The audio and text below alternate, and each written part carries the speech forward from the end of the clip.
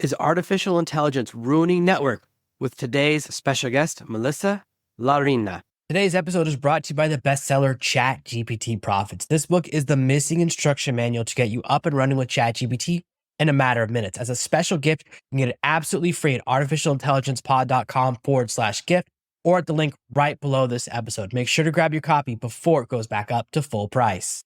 Are you tired of dealing with your boss? Do you feel underpaid and underappreciated? If you want to make it online, fire your boss, and start living your retirement dreams now, then you come to the right place. Welcome to the Artificial Intelligence Podcast Show, where you will learn how to use artificial intelligence to open new revenue streams and make money while you sleep. Presented live from a tropical island in the South Pacific by best-selling author Jonathan Green. Now, here's your host. So excited to have you here. So today, I've been thinking about this a lot, and this is a topic near and dear to my heart. So before we get started, we're going to go into your backstory. We're going to talk about artificial intelligence networking, which I'm so excited about. Let the listeners know who haven't met you before what they're going to learn over the next 20 minutes. Let's give them a reason to stick around. Even though they haven't met you before, that you've got something awesome to share with them. What are they going to learn today? Absolutely. So how to use AI to accelerate your way out of the rat race and not stop you, hinder you, or hold you back. That is the number one lesson here. So if you are like me and you're getting more and more unsolicited messages I get so many messages in DMs on LinkedIn that I spend most of my time being annoyed. And I rate messages I get on a spectrum of how mad they make me and when I use them in my trainings and other places. So this is something near and dear to my heart. And I was just talking to a good friend of mine about networking has changed a lot. Traditionally, in the past, you would network in person or you would meet people. And now a lot of people, especially over 40, are saying that networking seems to have disappeared. And for me, a big part of my networking, the reason I have this podcast to appear on other people's podcasts is it's a great way to meet other people. But so many people think that the solution to networking is the shotgun approach. If I just give my business card to enough people, someone will say yes, and then I have successfully networked. And I think that now we have artificial intelligence, which means I can do 10 times even more. Instead of 70 people a day, I can message 700 or 7,000. What do you think is, maybe the first thing to say is, what do you think is happening to the market that how artificial intelligence is affecting networking, good or bad? What's your initial perspective? I think that AI is never going to replace the need for someone to have guts, right? So let's just imagine that you want to go after someone that has decision-making abilities at a really big organization. So a lot of my clients are like, oh, I want to talk to the head honcho because I want to strike a business deal. And here's where AI is going to just stop you dead in your tracks. So you might think that you could almost desensitize yourself and use AI, ChatGPT, or maybe Gemini to come up with some slick copy, right? That's going to really get the attention of this human on the other side of the email. And Jonathan, just right now, right, as podcasters, we know that's not working on us. It actually feels icky and pretty gross when we are on the receiving end. And so what I'm saying here is that AI it's really an accelerator. And I've heard you say that in this podcast before.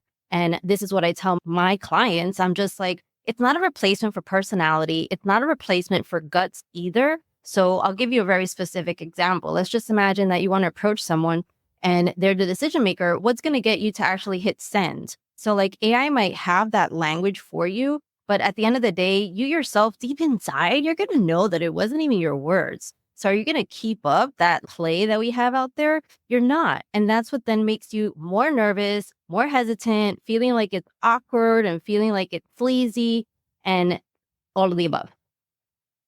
You've dialed into something that's very interesting to me, and I want to laser focus on that, which is, let's say that you write the perfect email with AI. It gets through, the person calls you up immediately, and then now you have to be whoever wrote that email. Mm-hmm. Okay, that's interesting. That's a challenge people aren't even thinking about is, what if it works and they call you up and now you have to pretend to be that other person? Oh my goodness. So Jonathan, this is the thing, right? So it's same concept when it comes to dating. And let's just be honest. I met my husband in 97 and we're still together. So I'm not the expert in dating. But what I do know is the following, that if you pretend to like I don't know, football, American football or global football, you're going to need to then back it up when you're in front of that person. And chances are deals are not going to be made exclusively, at least not big ones, over an email, right? You're not going to send this sales page that's for, I don't even know, a $50,000 offer. You're going to have to get on the phone. You might even have to show up physically into a room. So it's going to be a hard act to follow and keep up. Like you brought up the football thing, because I know a lot of women who in a first or second date go, oh yeah, I love football. And now they're stuck in a season ticket situation, going to a game a week, half of the year that they don't like.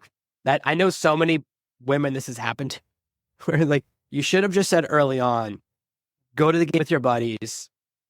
Don't waste a season ticket on me. But now you end up going to all of these games and you have to wear the gear and you don't even like it. So the same thing happens to guys who say they like the ballet to show that they're cultured and they don't actually like it. You're stuck. So it's exactly that. You can get stuck. And even worse is if you don't read the initial email. There's also this danger that you write an email, you didn't really read it, and they ask you a question about something in it and you're stuck now pretending to be something you're not or in that situation. And I think this is really, there's a misperception that success from networking comes from volume. And I think that's one of the core problems. Like a lot of people I get, and so many, I was actually grabbing screenshots of all of the bad podcast requests I've gotten via email and LinkedIn in the last few months. And one came in right before the show, and they all have the same format. The biggest thing, and I was just thinking about this, is that they always have bullet points. I've never written an email with bullet points unless it's a work email. Never person to person, never a real email to my friend. I've never messaged my wife a set of bullet points. Like you don't talk that way. It's so unnatural. But because so many of these networking things are out there, and artificial intelligence, which you mentioned, is an accelerator. Just like alcohol enhances your personality, if you have a bad personality, it just makes it louder.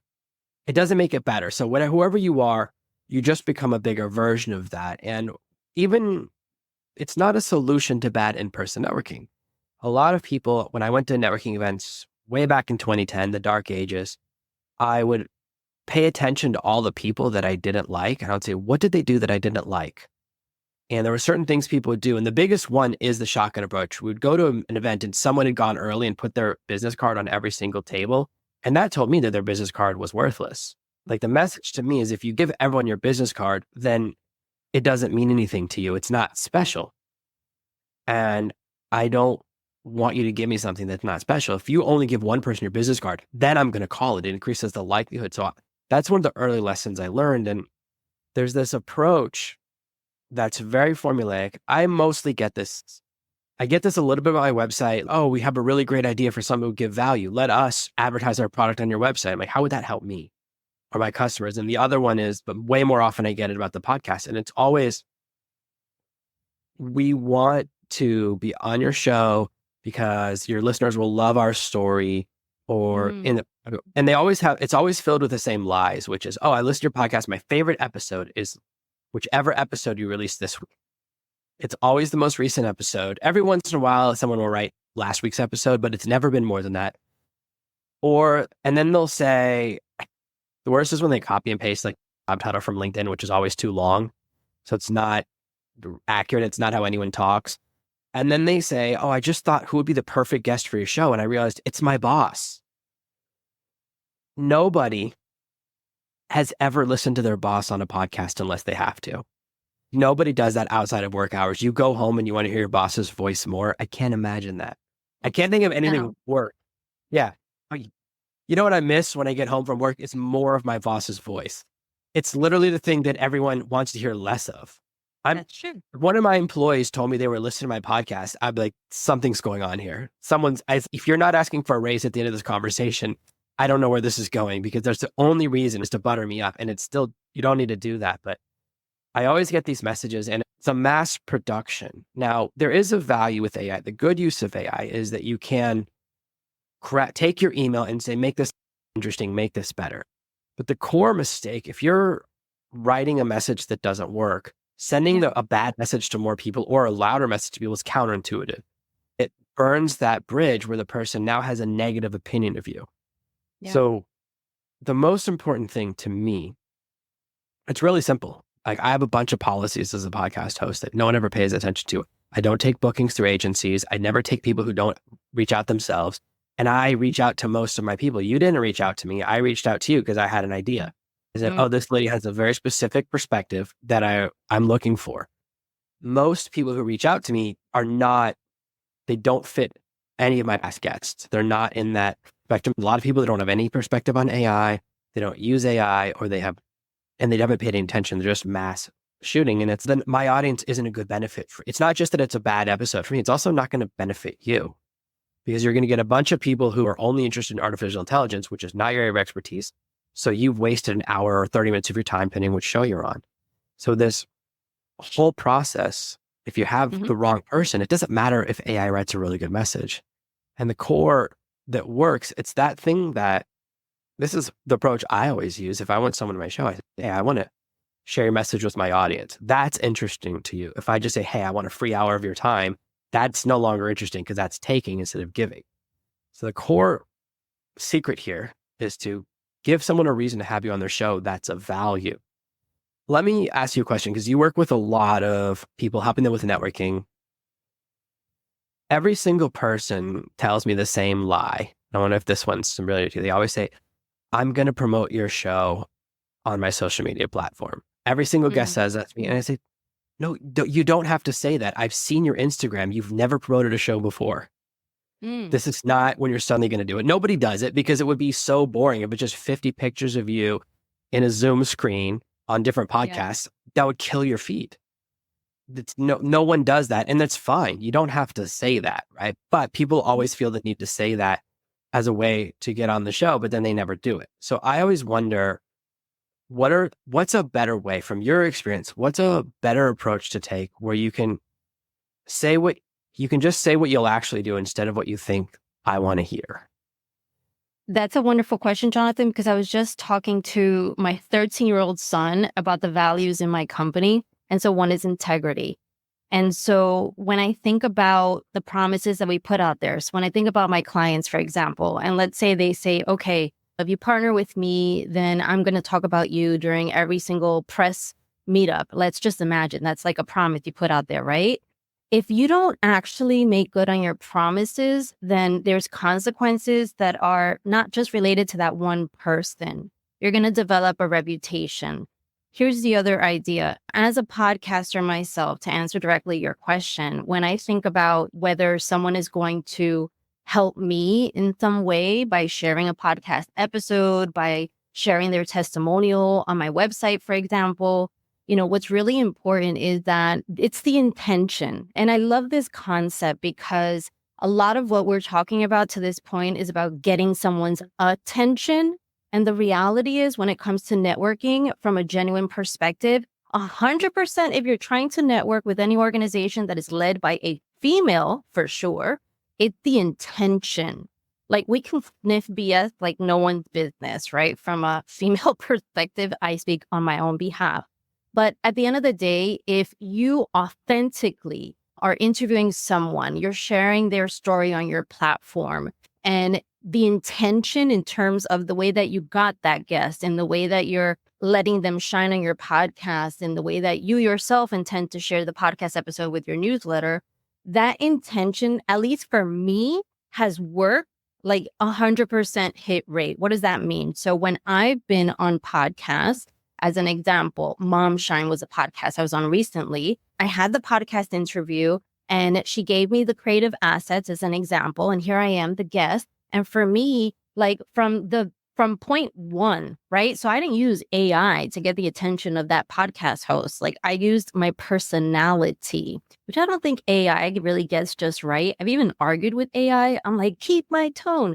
But at the end of the day, the entire experience, all those touch points, if they each have like the right clean and clear intention that this is a bilateral value exchange, then for the most part, my guests have shared their episodes. I certainly do that. So for me, it's okay. What's my personal value? It's integrity. It's actually written on my business wall. But then on top of that, it's like, how did I actually interact with that person? Were my intentions clean? Do I really want to share their story, their insights with my listeners on Mom Founder Imagination Hub?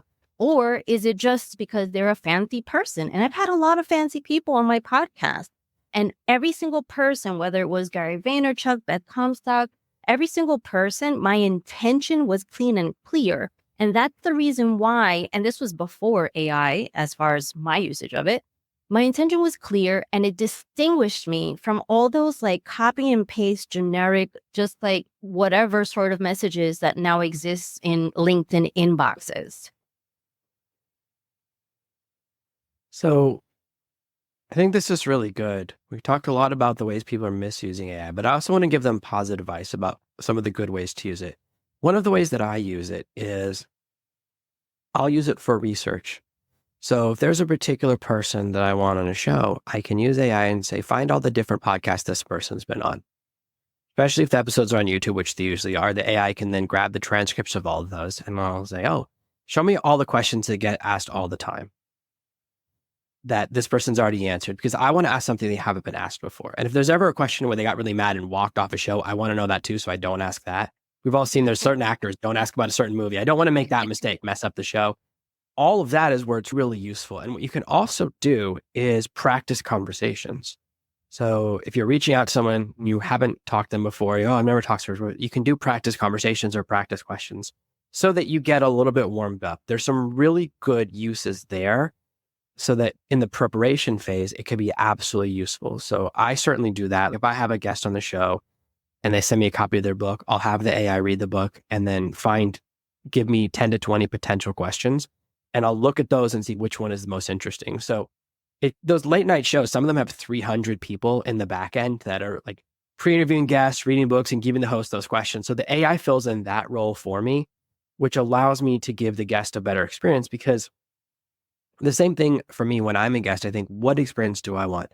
I want to tell an original story. I don't want to say the same. Every guest, unfortunately, most podcasts now always say to me, oh, it's a casual structure. It's a conversation. First, I'll ask you about your background. Then I'll ask you for your favorite AI tip. It's really hard for me to be interesting because everyone asks the same questions. And that's a challenge. So I always tell a different part of my backstory. So if someone listens to me on 10 different shows, they get 10 different things. Otherwise, it's just playing a recording of yourself and then the show doesn't get any value from me. Like I need to at least be unique and interesting. So if my audience comes and watches that episode, they'll stay. They won't leave after 10 seconds because they go, I've already heard all these stories. And that's where either side of that, where you can do research to figure out things to ask about. Like one of my greatest successes ever came from long time ago. There was a nightclub that was really hard to get into. And the bouncer was very rough. Like bribing wasn't working. And I was like, how do I get into this place? I lived in a small town where there was only one nightclub that was open at this time. And I met this girl who was his ex-girlfriend. And I said, how do I, and she goes, here's what you do. She goes, walk up with a Wendy's chicken sandwich in a bag and walk up to him and say, oh, I'm too full. Do you want this? Okay, bribery by other means. Got it. It's the most successful thing I've ever done in my life. I always got pushed to the front of the line. Eventually, through him, I eventually met everyone who worked there. And then the boss, the owner of the club, used to let me in the back if they were full anyways. So all because I figured out what's valuable to that person. And that's the other way that AI can help you, is to look at someone and figure out what's important to them. So a lot of people will miss the boat because they're not paying enough attention, but you want to look at, is someone married? Do they have kids? How old are their kids? That's immediately, if you ask me, talk to me about kids or talk about homeschooling, you're going to get a lot more of my attention than if you talk about business. So the big secret for networking for me has always been to talk to someone about where they're not strong. So I don't want to talk to someone who's more successful in business than me right out the gate about business, because that's asking value. But if I walk up to someone and I know they're looking for a new school for their kids, or they're doing, oh, here's this school my kids go to. And now you're having a normal conversation. And that's really the way to bypass the awkwardness of where you feel like someone's really high and you're really low, is start somewhere else. always Yeah. avoid that part of it. And that you can find that research because sometimes it's overwhelming to do that part. You go, oh, let me look at this person, see what's important to them. What do they talk about all the time that's not their main thing? Does this person play golf or not golf? One of the biggest deals I ever did was someone who used to talk Mhm. about, he got married at 18 and he was like at 20, they didn't have any kids yet. He's, what is wrong with us? Why don't we have kids yet? That's not someone you walk up to and talk to about drinking shots of tequila. That's someone you talk to about their kids and your kids, because he was at 20. He's like, why don't I have kids yet? I was like, man, most people at 20 are not thinking that, but that's like very much his focus. And that led to one of the And biggest projects I ever worked on. And Jonathan, that is the biggest core competency in terms of a lot of my clients. So when I think about a mom founder as an example, a lot of the individuals that I've worked with, they felt like they were irrelevant when it came to like business successes. But I'll tell you right now, if you ask any of us, is there a sale at a particular store? Like we will give you the insider one-on-one information. Or do we think a certain school district is right for your kids? Or is there a particular website you could peruse for homeschooling? We are experts there. And what I think a lot of people don't realize is that you can pull from different categories of your life to add value and not feel so insecure that when you're networking, you don't have enough to give. This I think is really good. So large percentage of my audience is women founders as well, the majority of my audience. And this is, I think, really important and a good place to end on. It's that the last thing I like to talk about is work. When I'm not at work, I'm at work. I don't like to talk about work when I'm hanging out with other parents from my kids' school. It's not what I like to talk about. It's my wife, and I don't talk about work because I already talked about work all day. Why would I want to do more? So when I'm not working, we talk about other stuff. We do other stuff. We talk about the kids. So the things that are important to people, like we're doing a massive remodel in the kitchen, and it's a nightmare Oh gosh. between all the different parts. And I mean, it's not an optional thing. Like the kitchen was rotting away, but that's something that I'll talk about that all day long. I'll talk about the nightmare of workers and what's going on here with this. That's the thing that's happened because everyone deals with that. Everyone deals with kids or bullying or homeschool or what to do if a kid's having problems in Hmm. school. Those are things that everyone can talk about. So the idea that the only thing that's interesting to someone is work, big misconception. So you're exactly right. Knowing where there's a sale, knowing where there's a place to get the right thing, knowing the right way to get places has Hmm. gotten me so much further. So that's where I think you can do the research to figure out what is, because reading all the articles on someone can feel like a bit much, but having an AI do that, say, read all these articles and tell me some of the key points about this. What are things that this person like brings up all the time that's not their main focus? If someone brings up golf all the time, or they always tell golf metaphors, now you know they're really into golf. If someone only talks about horses, oh, they like horses. And that can get you in the door by talking about what they're interested in rather than what their job is. A lot of people love their jobs, but they love something else more. In fact, most people. I love my job, but when I'm not at work, I'm doing other things. So I get I it. think this is really powerful for people to think about, that you can use AI with your networking, but it's to use it in the research phase, in the preparation phase, in the practice phase, rather than in the messaging phase. Even if you're tweaking your messaging, it's okay, but you want to make sure it's something you would actually say so that you can live up to it when you actually meet the person. Because golly, if I sent someone a message talking about their favorite football team, in fact, this just happened to me. I introduced two friends of mine for a massive project. They're going to do a budget together. They both like soccer teams, or as you call it, world football or real football, with red Hmm. jerseys from England. But I wasn't 100% sure they liked the same team. So Oh, I wow. didn't bring it up because what if I go, oh, he likes the same team as you, but then they like a rivalry team. So I didn't go outside of my knowledge because they have the Hmm. jerseys up. It only shows the back. I don't know the players of every team well enough to do that. So you don't need to go Yeah. outside of what you actually know, because it's only going to get, yeah, it'll get you a little further, but then you're going to step on a landmine you created. So this was a great episode. I thank you so much for giving me your time. I really think people find this very interesting because it's a unique perspective on an effective way to use AI versus an ineffective way to use AI. Where can people connect with you more, see more about what you're doing, and see if maybe what you're teaching is the right fit for them, or even they'll start listening to your podcast, hopefully. Yeah, the Mom Founder Imagination Hub is my podcast, and on the podcast and also on my website, I really share a lot of genuine networking insights and tips. And you know what? For anyone on this episode who listens in, I actually have some 10 best practices as far as those AI prompts for networking. And I would love to give it to anyone who reaches out to me on Instagram at Melissa Llarena for free, those insights. So if you're listening, definitely reach out on Instagram at Melissa Llarena, and I will share with you my 10 tips, the best practices for using AI for networking just for this podcast. I have it right here and I'm ready to give it to you guys. Otherwise, fertileideas.com. There's a free playbook there exclusive to mom entrepreneurs. So I just want to give a big shout out there because we have different time constraints and obligations and ways we can network, i.e. say no to happy hours. So you can have the playbook there, fertileideas.com. It is free for now. Rush to it or full price later. So be sure you go to fertileideas.com and grab the networking playbook right now. Amazing. We'll put all that in the show notes and below the video on YouTube. Thank you so much for being here, Melissa, for another amazing and unique episode of the Artificial Intelligence Podcast. Thank you, Jonathan. This was amazing. Let me know how else I could support you. Thanks for listening to today's episode. Starting with AI can be scary. ChatGPT Profits is not only a bestseller, but also the missing instruction manual to make mastering ChatGPT a breeze. Bypass the hard stuff and get straight to success with ChatGPT Profits. As always, I would love for you to support the show by paying full price on Amazon. We can get it absolutely free for a limited time at artificialintelligencepod.com/gift. Thank you for listening to this week's episode of the Artificial Intelligence Podcast. Make sure to subscribe so you never miss another episode. We'll be back next Monday with more tips and tactics on how to leverage AI to escape that rat race. Head over to artificialintelligencepod.com now to see past episodes, leave a review, and check out all of our socials.